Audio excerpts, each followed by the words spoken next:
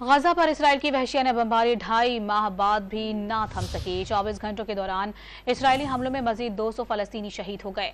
आलमी मीडिया के मुताबिक वस्ती गजा के नसायरत कैंप पर हमले से 18 फलस्तीनी शहीद और जबालिया कैंप में मकान पर बम से हमले के नतीजे में खवातीन और बच्चों समेत 12 अफराद शहीद हो गए।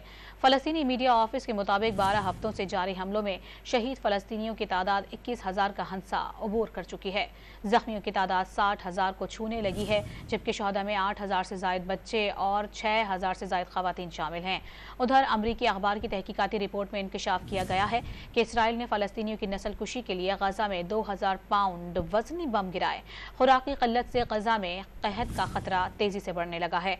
सहूनी फौज ने पीने के पानी का आखिरी प्लांट भी आज तबाह कर दिया। इसराइल ने हमास के अहम रहनुमा हसन उल अतरश को मारने का दावा भी किया है। हसन उल अतरश पर हमास को हथियार फराहम करने का इल्जाम है।